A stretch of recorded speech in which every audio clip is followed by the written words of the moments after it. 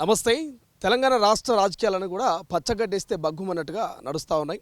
ప్రధానంగా బీసీలకు ఇచ్చేటువంటి 42% రిజర్వేషన్ మీదనే రాజకీయ పార్టీలు కావచ్చు, బీసీ సంఘాలు కావచ్చు, ప్రతి ఒక్కరు కూడా దాని మీదే చుట్టూ ఆ రాజకీయం అంతా కూడా దాని చుట్టూ తిరుగుతున్నది. విద్యార్థులంతా కూడా దాని మీదే, నిరుద్యోగులంతా కూడా దాని మీద ఆశలు పెట్టుకోరు. రాజ్యాంగంలో నిజంగా 9వ షెడ్యూల్లో కనుక ఈ 42% సంబంధించిన బిల్లు సవరణ జరిగితే ఉద్యోగ, విద్య, అదేవిధంగా రాజకీయాల్లో వాళ్ళకు 42% బీసీలకు న్యాయం జరిగినట్టు.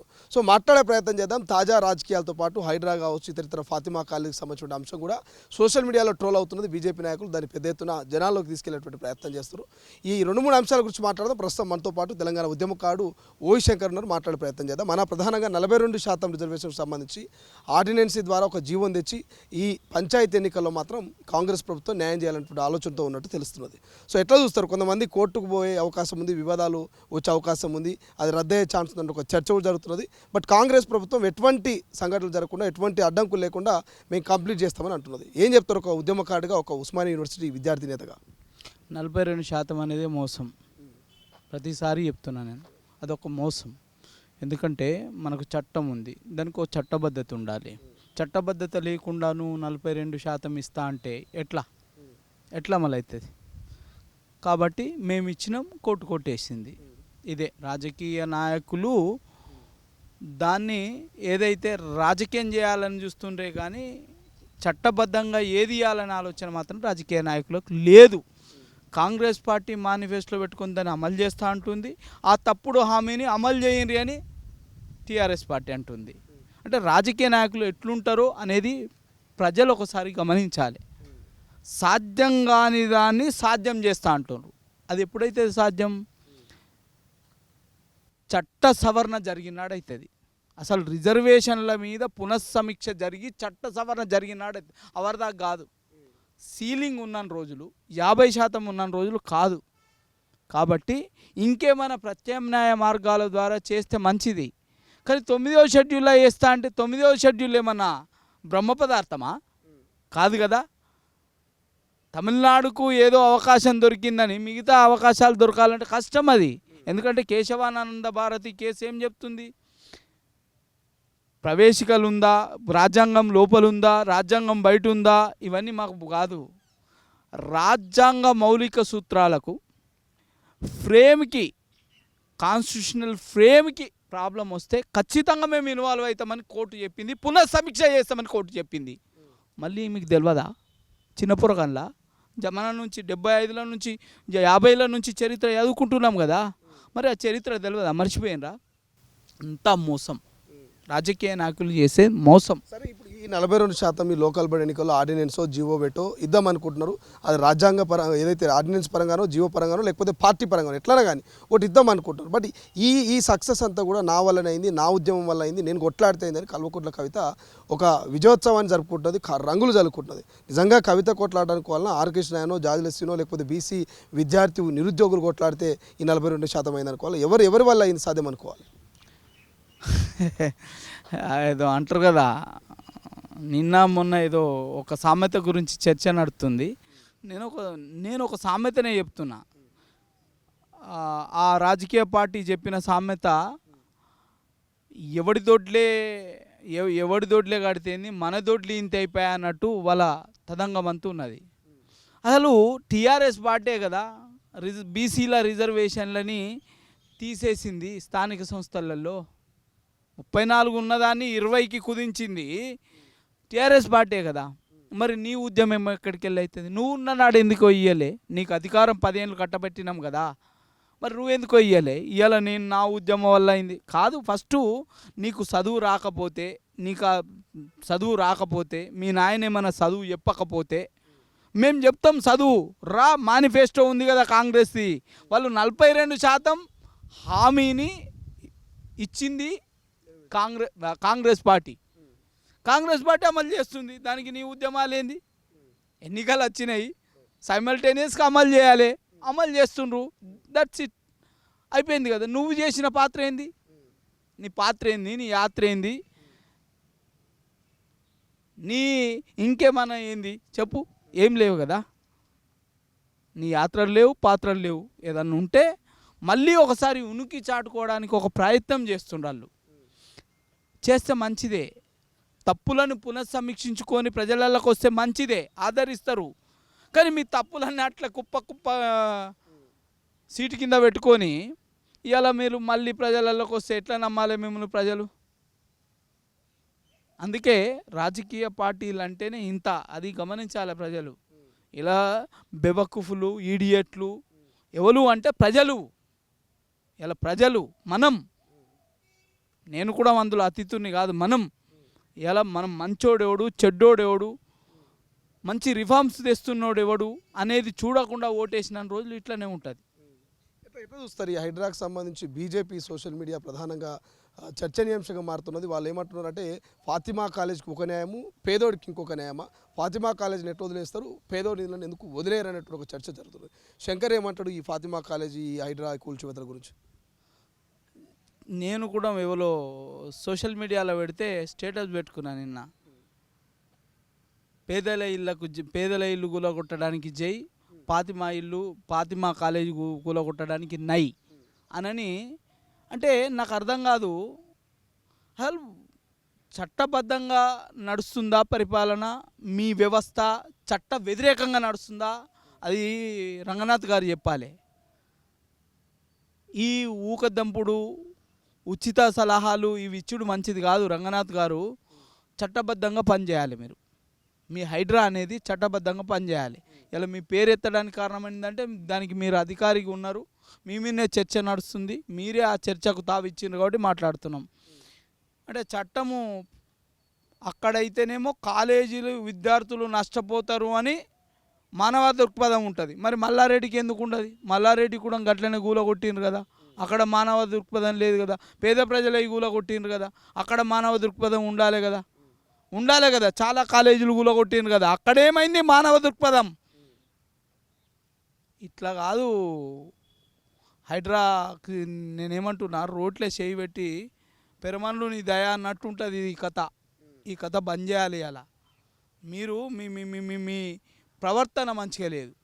చట్టం ముంగట అందరు సమానం, తప్పు చేసినోడు ఎవడైనా అంతే. కాబట్టి తప్పు చేసిన ఏ కాలేజీ అయినా తీసేయాలి. కోర్టు ఏం చెప్పింది?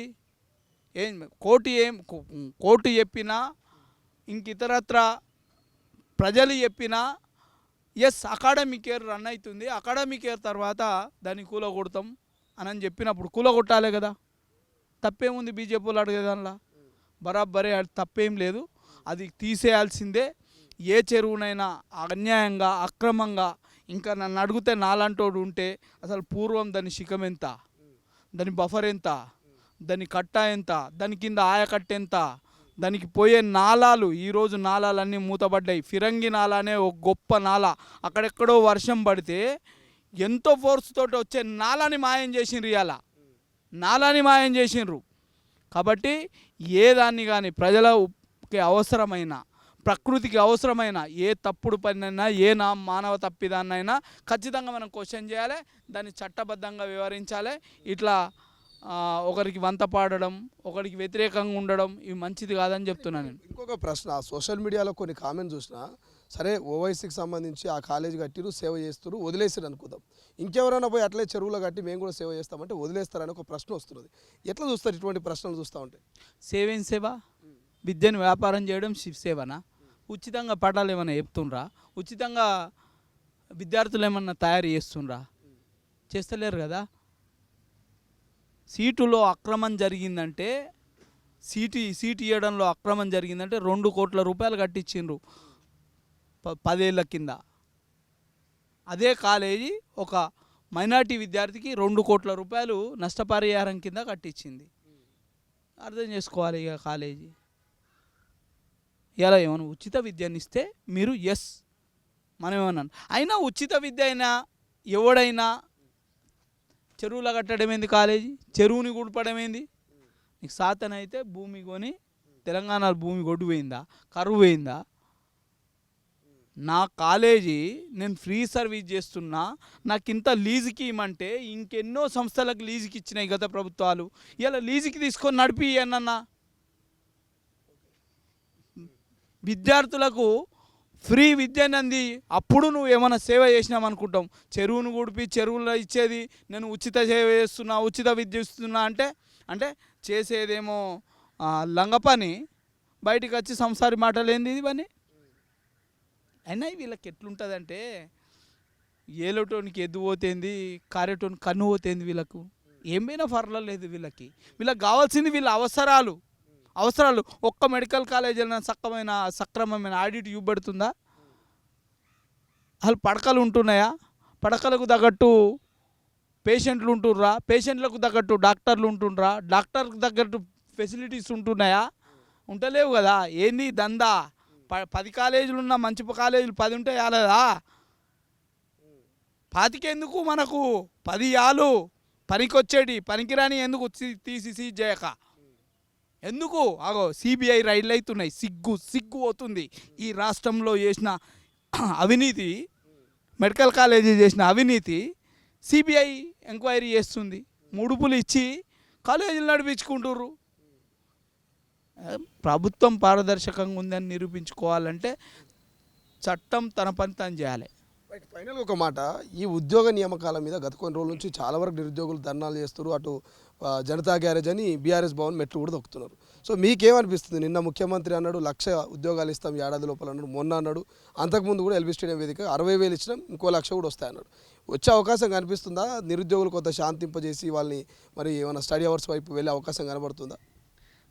ఏమీ లేనమ్మకు ఏతులు ఎక్కువనట, సాముల వారికి జడలు ఎక్కువనట.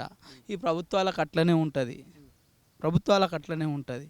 పనికిరాని పథకాలు పెట్టుకొని ఇలా పాలన సక్క లేదు అని అనిపించుకున్నాడు ఎందుకు? అరే మేమే చెప్తున్నాం, నువ్వు ఇచ్చిన పథకాలు నీ ఓట్ల కోసం తెచ్చుకున్నావు. ఇప్పుడు అవి అంటే కొనసాగించే పరిస్థితి లేదు. ఎత్తేయి. గత ప్రభుత్వం ఇచ్చినవి అయితే నడిపిస్తలేవు కదా పథకాలు. నువ్వు ఇచ్చినవి కూడా కొన్ని తగ్గించుకో, కొన్ని సీలింగ్ పెట్టు. ఏమవుతుంది? అరే ప్రజలకు ఫెసిలిటేట్ చేయాల్సిన గవర్నమెంటే చేతులు ఎత్తేస్తే ఎట్లా? ఏవి 2 లక్షల ఉద్యోగాలు? ఏడాదిలో 2 లక్షల ఉద్యోగాలు అన్నారు. మళ్ళీ ఇప్పుడు వచ్చి కొత్త పాట పాడుతున్నారు. 60 లక్షల ఇది ఉద్యోగాలు ఇచ్చినాం అనని వీళ్ళు 60,000 ఉద్యోగాలకే వాళ్ళు కొట్లాడుకుంటుర్రు. మా ప్రభుత్వం శాంక్షనింగ్ చేసిన పోస్టులకి నోటిఫికేషన్లు ఇచ్చినాయి మీరని చెప్పుకుంటారు అని వాళ్ళు అంటుర్రు. మీకు సాతగాక మీరు నింపలేక మేము నింపినామని ఇవి మాయని కాంగ్రెస్ వాళ్ళు చెప్పుకుంటుర్రు. ఏంది ఇది? ఏదో సాట్ల తౌడు కొట్టి కుక్కల కొట్లాట పెట్టిండ్రు. ఇవాళ కుక్కల కొట్లాట నిరుద్యోగుల బతుకుని భవిష్యత్తుని నాశనం చేస్తుంది. ఇవాళ తెలంగాణ ఉద్యమం పేరట మమ్మల్ని అందరూ నాశనం చేసిండ్రు. ఇప్పుడు మీ పంచాయతీల పేరట కొత్త తరం విద్యార్థులను నిరుద్యోగులను నష్టం చేస్తుండ్రు కదా ఇవాళ. అరే అదొక ప్రభుత్వానికి మంత్రాంగం ఉన్నది. ఎన్ని ఖాళీలు ఉన్నాయి ఎవ్రీ ఇయర్ ఐడెంటిఫై చేసి వారి రోస్టర్ రూల్ ఆఫ్ రిజర్వేషన్ ప్రకారం టీఎస్పీఎస్కి పంపాలి. ఇదంతా దానికదే జరిగిపోవాలి పని ప్రక్రియ. దానికి రాజకీయ నాయకుల ప్రోద్బలం కానీ రాజకీయ నాయకుల ప్రేరేపణ కానీ ఉండకూడదు. వాటికి అది ఒక ప్రక్రియ, అది జరిగిపోతూ ఉండాలి. టీఎస్పీఎస్సీ ఎవ్రీ ఇయర్ కొన్ని నోటిఫికేషన్లు వేస్తూ పోతుండాలి. టీఎస్పీఎస్సీ పడుకున్నది ఒక్క నోటిఫికేషన్ లేదు. గడిచిన 7-8 నెలలుగా నోటిఫికేషన్ లేదు. ఇవాళ ఏం చేయమంటారు? ఏం చక్కదనం ఉంది? అరే మేము ఏమన్నా సజెషన్ ఇలా మేము విమర్శ అని మీరు అనుకుంటుర్రు. మేము ప్రభుత్వానికి ఒక సూచన చేస్తున్నాము, సలహా ఇస్తున్నాము, హెచ్చరిక చేస్తున్నాము, మార్చుకోండి అని చెప్తున్నాం. ఇలా మాకు ఎవడున్నా ఒకటే, నువ్వు ఉన్నా ఒకటే, ఆయన ఉన్నా ఒకటే, ఇంకోడు ఉన్నా ఒకటే. మీ తెల్ల చొక్కాలు అన్నీ ఒకటే, దేహం మారుతుంది అంతే. తెల్ల చొక్కాలు అన్నీ ఒకటే, అది చేసే రాజకీయం అంతా ఒకటే. మాకు తెలుసు ఇవన్నీ. అందుకని నేను ప్రజలను తిడుతున్నా. ఇవాళ ప్రభుత్వాలని పాలకులను తిడతలేని ఇలా ప్రజలను తిడుతున్నా. మీరు మంచోళ్ళు కాక మంచోని కోటేయక ఇలా మా బతుకులు తెలంగాణ భవిష్యత్తు ఇట్లా పాడైంది. మంచోని కోటేసి ఉంటే ఇట్లా ఉంటుందా? వాడే నీ ఇంటి దగ్గరకు వస్తాడు, అయ్యా నీకేం ప్రాబ్లం ఉందని. ఎక్కడ వేసిన గొంగడు అక్కడనే ఉంది తెలంగాణలో.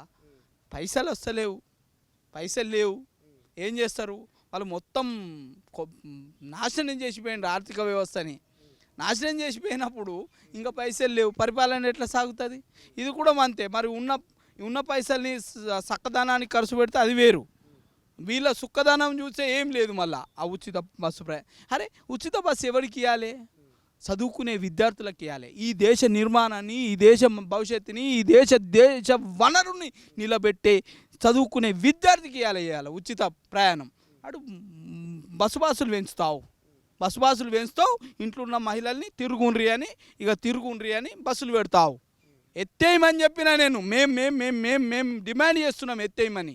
అరే కార్పొరేషన్ కూలిపోతుంది, రేపు కుప్ప కూలిపోతుంది. ఒక 500 కోట్లు 1000 కోట్లు ఇవ్వకపోతే ఇలా బస్సు వ్యవస్థ కూడా ఉండదు. ఇక నాశనం చేయడానికి ఇది ఒక ఎత్తుగడ. సో ఫ్రీ బస్ అనేది ఎత్తేయాలంటారు. అరే బరాబరి ఎత్తేయండి, మేము కోరుకుంటున్నాం కదా. చాలామంది చెప్తుండ్రు కదా, చాలామంది డిమాండ్ కదా. ఇలా మీరు ఇచ్చిండవచ్చు, ప్రేమ కొద్దో లేకపోతే మీ ఓట్ల ఒక మీద షోకు కొద్దో దేనికోసమో ఇచ్చిండవచ్చు. నేను కాదంటలే, మేము డిమాండ్ చేస్తున్నాం, మీరు ఎత్తేయండి. పేద పిల్లలకి, చదువుకునే విద్యార్థులకి, irrespective of caste, irrespective of race, irrespective of religion, అందరికీ చదువుకునే విద్యార్థులకి ఉచిత బస్సు ప్రయాణం కల్పించు. ఎన్నిసార్లు తిరుగుతాడు విద్యార్థి? పొద్దుగాల పూట కళాశాలకు పోతాడు, పాఠశాలకు పోతాడు, సాయంత్రం పూట తిరుగు ప్రయాణం అవుతాడు. ఒకటే జర్నీ. ఇట్లా పొద్దున్నాక తెల్లందాకా తిరుగుమని బస్సులు పెట్టుడు కాదు ఇవాళ. ఉచిత బస్సులు ఇవి రద్దు చేయండి అంటున్నా. ఇట్లాంటి చెత్త ఉత్త పథకాలను రద్దు చేయండి అంటున్నా నేను. సో ఇది మొత్తం మీద హైడ్రా కావచ్చు, లేకపోతే ఉద్యోగ నోటిఫికేషన్లకు సంబంధించి కావచ్చు. సో ఓవి శంకర్ అయితే చాలా క్లియర్ చెప్తున్నాడు. హైడ్రా ఉన్నోడికి ఒక న్యాయం, లేనోడికి ఒక న్యాయం చేస్తూ ఉంది. ఎందుకు మరి ఆ కాలేజీని కూల్చట్లేదని చెప్పేసి ఆయన డిమాండ్ చేస్తూనే ఇక ఈ ఉచిత పథకాలని తగ్గించుకొని విద్యార్థులకు, ఉద్యోగులకు ప్రాధాన్యత ఇవ్వాలంటూ మరి రాష్ట్ర ప్రభుత్వానికి సలహాలు సూచనలు చేస్తున్నటువంటి పరిస్థితి. చూద్దాం రాష్ట్ర ప్రభుత్వం ఏమైనా మార్పు వస్తుందా, మరి ఈ హైడ్రా విషయంలో కావచ్చు, ఈ నిరుద్యోగుల విషయంలో కావచ్చు ఏమైనా కీలక ప్రకటన ఉన్నటువంటి ఛాన్స్ ఉందా? కెమెరా పర్సన్ సతీష్తో శ్రీశైలం, తొలి వెలుగు, ఉస్మానియా యూనివర్సిటీ. అసలైన తొలి వెలుగు. ఫాలో వాట్సాప్ @తొలి వెలుగు అఫీషియల్.